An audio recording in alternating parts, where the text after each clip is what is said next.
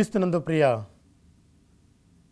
Hope TV India వీక్షకులందరికీ మరొకసారి హృదయపూర్వకమైన శుభాలు మరియు ఆహ్వానాన్ని తెలియజేస్తున్నాను.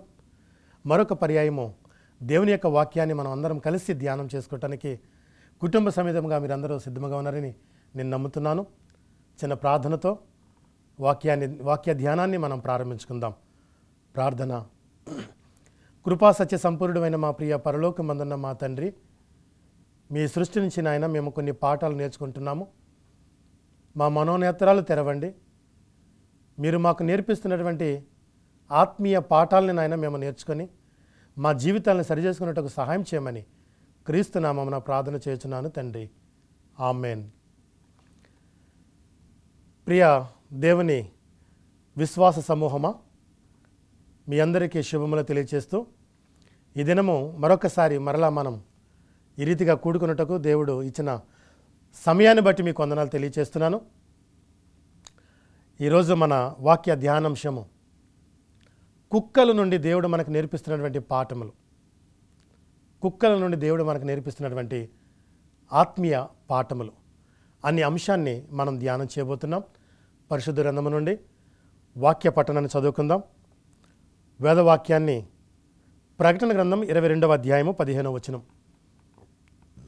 ప్రకటన గ్రంథం 22వ అధ్యాయం 15వ వచనంలో కుక్కలను, మాంత్రికులను, వ్యభిచారులను, నరహంతకులను, విగ్రహారాధికులను, అబద్ధము ప్రేమించి జరిగించు ప్రతివాడును వెలుపటనుందురు. చాలామంది కుక్కల్ని ప్రేమిస్తూ ఉంటారు. గమనించండి, ఇవి పరలోకానికి చేరవు. ఈ లోకంలో మనిషిని కంటే ఎక్కువగా కుక్కల్ని ప్రేమించేవారు అనేక మంది ఉన్నారు. కుక్క విశ్వాసము గల జీవి అని ఒక పేరు కూడా ఉన్నది. అలాగే ప్రకృతి వైపరీత్యాలు వచ్చినప్పుడు కుక్కకు పసిగట్టే గుణము దానికి ఉన్నదని కూడా మనకు తెలుసు. ఆ తర్వాత కుక్కలకు అభిమానముతో, ప్రేమతో గుడి కట్టిన వారు ఉన్నారు, సమాధులు కట్టించిన వారు కూడా ఉన్నారు, మనం చూడవచ్చు. ఆ తర్వాత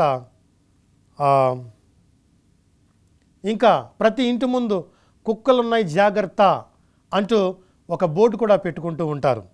ఇక్కడ కుక్కల గురించి కూడా చాలా సామెతలు ఉన్నాయండి. చాలా సామెతలు ఉన్నాయి. మనందరికీ తెలిసిన కుక్క తోక వంకర అంటూ ఇంకా రకరకాల సామెత. కుక్కను తీసుకెళ్ళి సింహాసనం మీద కూర్చోపెట్టినా అది అక్కడ ఉండదు అని మాటలు మనం వింటూ ఉంటాం, సామెతలు. ఈ సమయంలో మనం పరిశుద్ధ గ్రంథంలో నుంచి మనం వాక్యాన్ని చూసినట్లయితే ఫిలిప్పీయులకు రాసిన పత్రిక 3వ అధ్యాయము 2వ వచనములో ఇది దుర్బోధల కొరకు వాడబడినటువంటి వాక్యం. ఇది దుర్బోధలు. బోధకులు కుక్కలతో ఎందుకు పోలుస్తూ ఉన్నది వాక్యము అనేది మనం గమనించినట్లయితే, కుక్క ఏ రీతిగా మురుగుతుందో అనేక మంది ఈ రీతిగానే మురుగుతున్నట్లుగా వాక్యాన్ని బోధిస్తూ ఉన్నారు. అందుకే అబద్ధ ప్రవక్తల గురించి జాగ్రత్త పడండి అని మత్తయి సువార్త 7వ అధ్యాయం 22వ వచనంలో మనకు చెప్పబడుతుంది. అబద్ధ ప్రవక్తల గురించి మనం చాలా జాగ్రత్త పడాలి. వారు ప్రగల్భాలు పలుకుతారు, గట్టిగా అరుస్తారు, కేకలు వేస్తారు. వారి విషయంలో జాగ్రత్త పడమని వాక్యం మనకు తెలియపరుస్తుంది. అదే రీతిగా యెషయా గ్రంథము 13వ అధ్యాయం 22వ వచనంలో ఈ రీతిగా చెప్పబడుతుంది. అక్కడ ఏమంటాడంటే, వారి సుఖ విలాసముల మందిరములలో అడవి కుక్కలు వలె ఉన్నారు. వారు సుఖ విలాసాల కొరకే ఎక్కువగా ఇష్టపడుతూ ఉంటారు. లగ్జరీ లైఫ్ వారు కోరుకుంటూ ఉంటారు. సువార్త అంటే లగ్జరీ లైఫ్ కాదండి. అది దేవుని కొరకు ప్రాణమైన అర్పించే గొప్ప పని. అది దేవుని యొక్క సువార్త సేవ. అంతే తప్ప సుఖానుభవాల కోసం సువార్త కాదు, సేవ కాదు, విశ్వాసము కాదు, భక్తి కాదు. సుఖానుభవాల కోసం అయితే కాదు. ఇది ఈ లోకములో ఉన్న సుఖానుభవం శాశ్వతము కాదు. ఇది పరలోక నివాసము కొరకు మనం ప్రయాసపడాలి. ఆ తర్వాత మత్తయి సువార్త 7వ అధ్యాయం 15వ వచనంలో అబద్ధ ప్రవక్తలను గురించి జాగ్రత్త పడుడి అనే వాక్యం మనకి చెప్పగానే చెప్తూ ఉన్నది. మత్తయి సువార్త 7వ అధ్యాయం 15వ వచనంలో ఈ వాక్యం మనతో మాట్లాడుతూ ఉన్నది. అబద్ధ బోధకుల గురించి, అబద్ధ ప్రవక్తల గురించి మనం జాగ్రత్త పడాలి. ఎందుకంటే వారు గొర్రెబొచ్చు చర్మములను వేసుకొని మీ యొద్దకు వత్తురు, కానీ లోపల వారు క్రూరమైన తోడేళ్లే అని దేవుని యొక్క వాక్యం మనకు నేర్పిస్తుంది. చూడండి, వారు ఎలా వస్తారంటే గొర్రెతోలు కప్పుకున్నటువంటి వారి వలె వస్తారు, కానీ వారు పైకి లోపల మాత్రం వారు తోడేళ్లే. కాబట్టి అలాంటి వారి విషయంలో మీరు జాగ్రత్తగా ఉండండి అనంటూ దేవుని యొక్క వాక్యం మనలను హెచ్చరిస్తుంది. 2వ తిమోతిలకు రాసిన పత్రిక 4వ అధ్యాయం 3వ వచనంలో అక్కడ ఏమంటున్నాడంటే అనుకూలమైన బోధకులను కోరుకుంటున్నారు. ఇప్పుడు ప్రస్తుతం సంఘాలు, విశ్వాసులు కూడా ఎలా మారారంటే వారికి అనుకూలంగా బోధించే బోధకులు వారికి కావాలి. వాక్యంలో ఉన్నది ఉన్నట్లు బోధించేవారు కాదు వారు కోరుకునేది. వాక్యానుసారంగా జీవించాలనేది వారు కోరుకోవట్లేదు. వారికి అనుకూలముగా బోధించాలి. ప్రజలకి, విశ్వాసులకి, భక్తులకి అనుకూలంగా బోధించాలి. సువార్త సేవకులు కూడా వారికి అనుకూలంగా వారి యొక్క బోధలను బోధించుకునేవారు ఇప్పుడు ఎక్కువగా ఉన్నారు. కాబట్టి దయించి గమనించండి, కుక్కల అంశం నుంచి దేవుడు మనకు చక్కని అంశాలని, మాటల్ని, పాఠాలని నేర్పిస్తూ ఉన్నారు. ఈ విషయాల్ని మనం జాగ్రత్తగా గమనించాలి. 2వ పేతురు 2వ అధ్యాయం 22వ వచనంలో ఏమంటున్నాడంటే 2వ పేతురు 2వ అధ్యాయం 22వ వచనంలో ఈ విధంగా చెప్పబడుతుంది. కక్కిన వాంతికి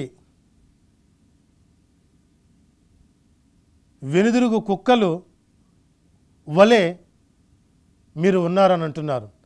చూడండి, మనము భక్తి జీవితంలోకి, విశ్వాస జీవితంలోకి వచ్చిన తర్వాత ఇక ఎన్నడూ లోకానుసారమైన జీవితంలోకి నేను పోను అని మనం తీర్మానం తీసుకొని, బాప్తిజం తీసుకొని దేవుని కొరకు నిలబడవలసిన మనము మరలా ఏం చేస్తున్నామంటే, కుక్కలో ఉన్నటువంటి గుణం ఏమిటంటే అది కక్కుకొని తిరిగి మరలా దాన్నే తింటుంది.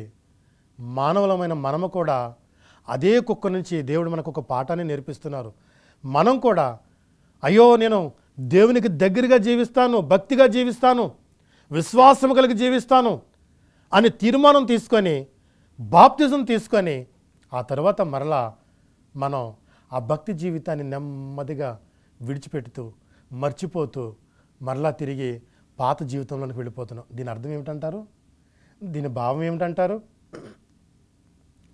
కుక్క కక్కిన దానికి మరలా తిరిగి ఆశపడినట్లుగా మరలా మనం ఆ కుక్క స్వభావంలాగా తిరిగి పాత స్థితిలోకి వెళ్ళిపోతున్నామని ఇక్కడ దేవుని యొక్క వాక్యం ద్వారా మనకు ఒక పాఠాన్ని నేర్పిస్తూ ఉన్నారు.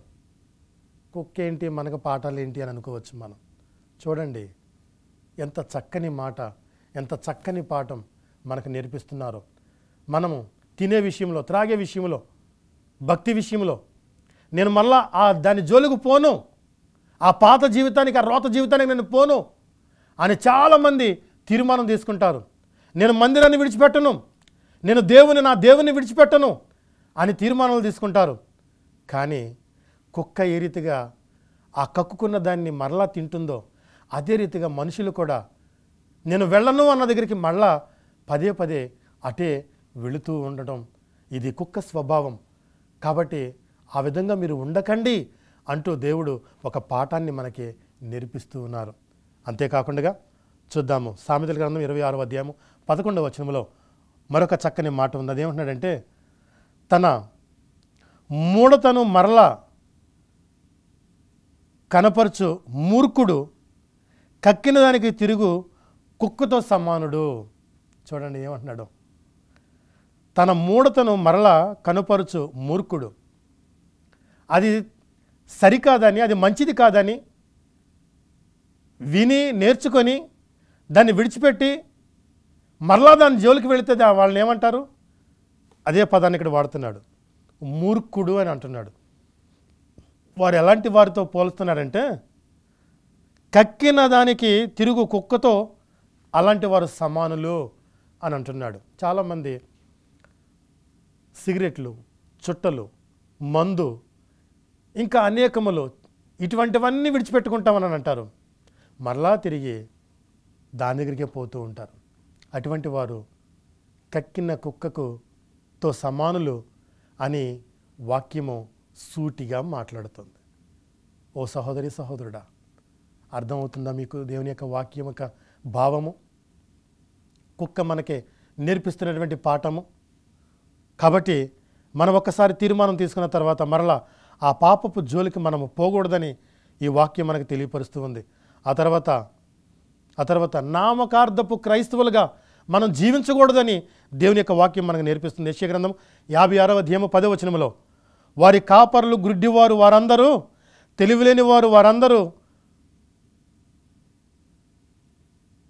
మూగ కుక్కలు, మొరగలేరు, కలవరించుచు పండుకొనేవారు నిద్రాశక్తులు అని మాట్లాడుతున్నాడు. కాపరులను ఉద్దేశించి మాట్లాడుతున్నాడు. ఇప్పుడు ఇందాక మార్పు చెంది తిరిగి మరలా వెనక్కి వెళ్ళిపోయిన వారిని గురించి మాట్లాడుతున్నాడు. ఇప్పుడు కాపర్లకే సూటిగా మాట్లాడుతుంది దేవుని యొక్క వాక్యం. ఏముంటుందో చూడండి ఒకసారి. వారి కాపరులు గ్రుడ్డివారు వారందరూ తెలివిలేని వారు. ఎస్, అవునండి. పరిశుద్ధ గ్రంథమును వాక్యానుసారముగా జీవించని వారందరూ కూడా గ్రుడ్డివారే. ఎందుకంటే ఒక గ్రుడ్డివాడు మిగతా గ్రుడ్డివారికి దారి చూపలేడు. వారందరూ తెలివిలేని వారు, వారందరూ మూగ కుక్కలు, మొరగలేరు, కలవరించుచు పండుకొనేవారు నిద్రాశక్తులు వారు. ఇక తిండికే ప్రాధాన్యత, సుఖానికే ప్రాధాన్యత, భోగభాగ్యాలకే ప్రాధాన్యత, సంపాదనకే ప్రాధాన్యత. గమనించండి, సువార్త సేవ దానికోసం కాదు. మన పూర్వీకులు ఏం సంపాదించారు? అబ్రహాము, ఇస్సాకు, యాకోబులు, ప్రవక్తలు, న్యాయాధిపతులు, వీరు ఏమి ఆశించి సేవ చేశారు? శిష్యులు, వీరందరూ ఏమి సంపాదించారు సేవ చేసి? దానికోసం కాదండి సేవ. దేవుని కోసం ప్రయాసపడాలి, దేవుని కోసం పాటుపడాలి, దేవుని యొక్క వాక్యాన్ని ఉన్నది ఉన్నట్లుగా మనం బోధించాలి. అంతే తప్ప కుక్క మురిగినట్లుగా ఏదో మాట్లాడుతున్నాం అన్నట్లుగా మన సేవ ఉండకూడదని వాక్యం తెలియపరుస్తుంది. కీర్తన గ్రంథము 59వ అధ్యాయము 14వ వచనంలో ఈ విధంగా ఉంది. మురిగే కుక్కలు ప్రగల్భాలు పలుకుతారు.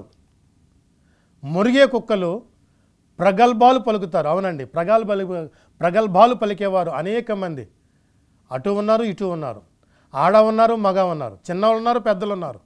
ప్రగల్భాలు పలవటంలో నేను గొప్ప అంటే నేను గొప్ప, నేను ఎక్కువ అంటే నేను ఎక్కువ అనేటువంటి ప్రగల్భాలు పలికేవారు అనేక మంది ఉన్నారు.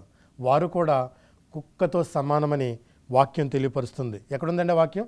కీర్తన గ్రంథం 59వ అధ్యాయం 14వ వచనంలో, మురిగే కుక్కలు ప్రగల్భాలు పలుకుతారు అని వాక్యం తెలియపరుస్తుంది.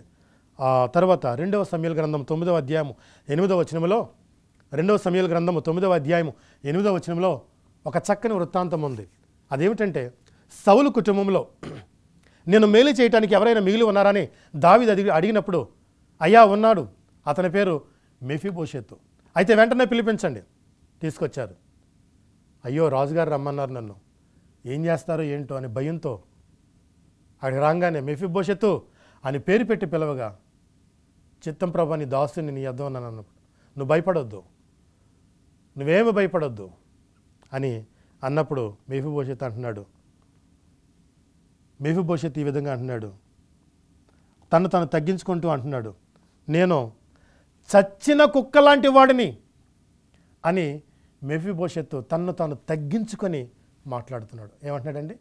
నేను చచ్చిన కుక్క లాంటి వాడిని అని దావీదు ఎదురుగా మెఫీబోషెతు మాట్లాడుతూ తను తగ్గించుకున్నాడు. నిజమైన సేవకులు, నిజమైన విశ్వాసులు, నిజమైన భక్తులు దేవుని దృష్టిలో తగ్గింపు జీవితాన్ని కలిగి జీవించాలి. ప్రగల్భాలు కాదు, గొప్పలకు పోవటం కాదు, నేనే గొప్ప, లేదంటే వాళ్ళు గొప్ప, వీళ్ళు గొప్ప, ఇది కాదు దేవుడు కోరుతున్నది. నీలో తగ్గింపును దేవుడు ఆశపడుతున్నాడు, దేవుడు తగ్గింపును కోరుకుంటున్నాడు. మెఫీబోషెతు తగ్గించుకొని, అయ్యా చచ్చిన కుక్క లాంటి వాడిని అయ్యా అని దావీదు ఎదురుగా మాట్లాడుతూ ఉన్నాడు. తర్వాత మరొక కథను చూద్దాం. న్యాయాధిపతుల గ్రంథం 7వ అధ్యాయం 5వ వచనములో గిద్యోను న్యాయకత్వంలో దేవుడు నువ్వు వెళ్ళు, నీ పక్షాన నేనుంటాను, నేను యుద్ధం చేస్తాను అని అన్నప్పుడు 30,000 నుంచి 3,000 మందికి వచ్చారు. ఆ 3,000 మందిలో ఏ విధంగా విభజించారో మనం చూసాము, మనందరికీ తెలుసు. వాళ్ళందరినీ నీటి దగ్గరికి తీసుకుని వెళ్ళు, ఎవరైతే కుక్కలాగా నోటికి ఖర్చుకొని తాగుతారో, అలాగే ఎవరైతే దోషులు తీసుకొని వెళుతూనే తాగుతూ వెళుతారో అలాంటి వారందరినీ వేరుపరచమని అక్కడ దేవుడు సెలవిస్తారు. కొద్దిమంది మాత్రమే ఆయనకు పంపించి నువ్వు వారితో యుద్ధానికి వెళ్ళు, ఎందుకంటే ఒకవేళ బహుజన సమూహం ఉంటే మా వలన మేము విజయం పొందామని మీరు గర్విస్తారు. ఈ తక్కువ మందితోనే నేను మీకు విజయాన్ని ఇస్తాను, మీరు ముందుకు సాగండి అని వారి పక్షముగా ఉండి వారికి విజయాన్ని ఇచ్చిన దేవుడు. కుక్క కరిసినట్లుగా తాగేవారు, నీరు తాగేవారు ఆ గుంపులో ఉన్నారు. చూడండి, ఇంకా కొన్ని విషయాలు మనకి తెలియపరుస్తూ ఉన్నాయి. మొదటి రాజుల గ్రంథం 21వ అధ్యాయము 23, 24 వచనాలు అయితే యెజబెలు రాణిని గురించి చెప్పబడుతుంది. ఆమె ప్రాకారమునొద్ద కుక్కలు యెజబెల్ని తినివేయును, ఆ తర్వాత ఆహాబు సంబంధికులను కుక్కలు తినివేయును. ఎస్, అలాగే జరిగింది, అదే రీతిగా జరిగింది. కుక్కల చేత ఆ యెజబెలు రాణి, ఆహాబు రాజు వారందరూ కూడా కుక్కల చేత చంపబడి ఆ కుక్కల చేత తినివేయబడ్డారు. కాబట్టి కుక్కల నుంచి దేవుడు కొన్ని పాఠాలు నేర్పిస్తున్నాడు. అవును, మనుషుల్ని చీల్చుకు తింటున్నాయి, పసిబిడ్డల్ని ఆ కుక్కలు చీల్చుకు తింటున్నాయి, చంపుకు తింటున్నాయి. ఇవన్నీ మనం వార్తల్లో కూడా చూస్తూ ఉన్నాం. ఆ తర్వాత వెళ్ళే వారి మీద దాడి చేస్తున్నాయి, పెద్దవారి మీద దాడి చేస్తున్నాయి, చంటి బిడ్డల మీద దాడి చేస్తున్నాయి. ఈ విధంగా ఆనాడు ఇప్పుడు మన కళ్ళ ముందు కూడా మనం చూస్తూ ఉన్నాం. అందుకే ప్రసంగి గ్రంథం 9వ అధ్యాయము 4వ వచనంలో ఏమంటాడంటే, చచ్చిన సింహము కంటే బ్రతికి ఉన్న కుక్క మేలంటండి. చచ్చిన సింహము కంటే బ్రతికి ఉన్న కుక్క మేలు కదా అని అంటాడు. తర్వాత పరిశుద్ధ గ్రంథంలో ఒకరోజు యేసు ప్రభు వారి దగ్గరికి ఒక స్త్రీ వచ్చి ప్రభువుని సహాయం కోరుతుంది. సహాయం కోరుతుంటే ప్రభు ఏమన్నారంటే, ఆమెను లక్ష్య పెట్టట్లేదు యేసు ప్రభువారు, అయినా పదే పదే దేవుని బ్రతిమాలుచున్నది. అప్పుడు ప్రభువారు ఏమన్నారంటే, ఇది మత్తయి సువార్త 7వ అధ్యాయము 6వ వచనంలో మీరు చూడవచ్చు. పరిశుద్ధమైనది కుక్కలకు పెట్టకుడి అనే వాక్యం మీరు అక్కడ చూస్తూ ఉంటారు. పరిశుద్ధమైనది కుక్కలకు పెట్టకుడి. అందుకే సామెతల గ్రంథంలో అంటాడు కదా, పందుల ముందు ముత్యాలు, అలాగే కుక్కలకే సింహాసనం ఇవ్వకూడదు అని ఆ వాక్యం తెలియపరుస్తూ ఉంటుంది. కాబట్టి మత్తయి సువార్త 15వ అధ్యాయంలో 26, 27 వచనంలో ఈ వృత్తాంతం మనం చూడవచ్చు. అక్కడ ఆ స్త్రీ ఎప్పుడైతే వచ్చి ఆయన ప్రభువుని అడుగుతుందో ప్రభు ఈ విధంగా సమాధానం ఇస్తున్నారు. ఏమంటున్నారంటే మత్తయి 15, 26, 27లో, అందుకు ఆయన పిల్లల రొట్టె తీసుకొని కుక్క పిల్లలకు వేయుట యుక్తము కాదని చెప్పగా అని ఆ స్త్రీతో అన్నప్పుడు ఆ స్త్రీ తగ్గించుకొని ఈ విధంగా మాట్లాడుతుంది. మెఫీబోషెతు ఏ రీతిగా తగ్గించుకున్నాడు, అయ్యా చచ్చిన కుక్క లాంటి వాడిని నన్ను ఏ రీతిగా తగ్గించుకున్నాడో ఈ స్త్రీ కూడా ఇక్కడ అదే రీతిగా తగ్గించుకొని, ఆమె నిజమే ప్రభువా, కుక్క పిల్లలు కూడా యజమానుల బల్ల మీద నుండి పడు మొక్కలు తినును కదా అని చాలా జ్ఞానముగా తన్ను తాను తగ్గించుకొని ప్రభుతో మాట్లాడుతూ ఉన్నది. ప్రభు మెచ్చి ఆమె కోరికను ప్రభు తీర్చి ఉన్నారు. కాబట్టి ప్రియులారా, ఇక్కడ మనం కుక్కల గురించి మనం నేర్చుకుంటున్నాం. కుక్కల నుంచి దేవుడు కొన్ని ఆత్మీయ పాఠాలు మనకు నేర్పిస్తూ ఉన్నారు. ఇక కీర్తన గ్రంథం 22వ అధ్యాయం 16, 20 వచనాల్లో కుక్కలు దావీదు మహారాజు ఈ విధంగా మాట్లాడుతున్నాడు. ఏమంటున్నాడంటే, కుక్కలు నన్ను చుట్టుకొని ఉన్నవి, ఖడ్గము నుండి నా ప్రాణమును, కుక్కల బలము నుండి నా ప్రాణమును కాపాడము అని దావీదు మాట్లాడుతూ ఉన్నాడు పరిశుద్ధ గ్రంథము నుండి. చూడండి, కుక్కలు నన్ను చుట్టుకొని ఉన్నవి, చుట్టూ శత్రు సైన్యము కుక్కల్లాగా కాచుకొని ఉన్నారు, నన్ను పీక్కు తినడానికి కాచుకొని ఉన్నారు. కాబట్టి ఆ ఖడ్గముల నుండి నా ప్రాణమును, కుక్కల నుండి నా బలము, కుక్కల బలము నుండి నా ప్రాణమును కాపాడుమని బ్రతిమాలుతున్నాడు, వేడుకుంటున్నాడు. అవును ప్రియులారా, ఈనాడు కుక్కల వంటి వారి నుంచి దేవుడు మనలను కాపాడాలని మనం కూడా ప్రార్థించవలసిన సమయం ఆసన్నమైనది. లూకా సువార్త 16వ అధ్యాయం 21వ వచనములో మరొక విషయాన్ని మనం చూడవచ్చు. పేద లాజరు కురుపులతో పేద స్థితిలో ఆ ధనవంతుడి బల మీద నుంచి పడుతున్న రొట్టె ముక్కలు తీసుకొని తింటుంటే కుక్కలు వచ్చి లాజరు అనే ఆ దరిద్రుడిని, ఆ కుక్కలు వచ్చి అతన్ని నాకుతూ ఉన్నాయి. 21వ వచనంలో అంటున్నాడు ఈ విధంగా, అతని బల్ల మీద నుండి 7 పడు రొట్టె ముక్కలతో ఆకలి తీర్చుకొని గోరెను. అంతేకాక కుక్కలు వచ్చి వారిని కురుపులను నాకుతూ ఉండెను. కుక్కలు వచ్చి తన కురుపులను నాకుతూ ఉండెను. యోబు పరిస్థితి కూడా అటువంటి పరిస్థితులు ఎదుర్కొన్నాడు. యోబు కూడా తన శరీరం క్షీణించిపోయినప్పుడు యోబు కూడా అదే పరిస్థితి గుండా వెళ్ళాడు. చిల్ల పెంకు తీసుకొని శరీరాన్ని గోక్కుంటూ కుక్కలు వచ్చి తనను నాకుతూ, ఇక్కడ పేద లాజరును కూడా ఆ ధనవంతుడు బల్ల మీద నుంచి పడుతున్నటువంటి రొట్టె ముక్కలు తిని బ్రతుకుతున్నటువంటి ఆ పేద లాజరు కుక్కలు వచ్చి తనని నాకుతూ ఉన్నాయి. సహోదరి సహోదరుడా, వీక్షిస్తున్నటువంటి ప్రియ వీక్షకులారా, గమనిస్తున్నారా? కుక్కల నుంచి దేవుడు మనకు నేర్పిస్తున్నటువంటి ఆధ్యాత్మికమైనటువంటి పాఠాలు, ఆధ్యాత్మికమైనటువంటి విషయాలు. మనము కుక్కలలాగా తిరిగి మరలా వాంతు చేసుకొని ఆ వాంతును మరలా అదే తింటుంది. ఒకవేళ మనం దేవుణ్ణి తీర్మానం తీసుకొని దేవుని దగ్గర మనం ఒప్పందం చేసుకొని తిరిగి మరలా మనం అక్కడి నుంచి వైదొలిగిపోయి లోకం వైపుకు వెళ్ళిపోతే నీవు, నేను, మనము కుక్క వంటి స్వభావం గలవారముగా ఉంటున్నాం. అటువంటి స్వభావం మనలో ఉండకుండా తీసుకున్న తీర్మానానికి కట్టుబడి దేవుని కోసం నిలబడితే మనం దేవునిలో అంత కట్టుబడి ఉంటాం, ఫలిస్తాం, ఫలభరితమైన జీవితాన్ని జీవిస్తాం. అట్టి జీవితాన్ని దేవుడు నీకు, నాకు, మన కుటుంబాలకు అనుగ్రహించునుగాక. ఆమెన్. సదా దేవుడు మిమ్మలను, మీ కుటుంబాల్ని బహుగా దీవించి ఆశీర్వదించి అభివృద్ధిపరిచి విశ్వాస జీవితంలో ఆ పరలోక రాజ్యానికి వారసులగునట్లుగా దేవుడు మిమ్మల్ని, మీ కుటుంబాల్ని బహుగా దీవించి ఆశీర్వదించి నడిపించునుగాక. ఆమెన్. అందరికీ శుభాభివందనాలు. దేవుని కృపను బట్టి మరొకసారి మనమందరము ఈ రీతిగా కలిసి ప్రార్థించుకుందాం. అంతవరకు దేవుడు మనందరికీ తోడై నడిపించునుగాక. ఆమెన్.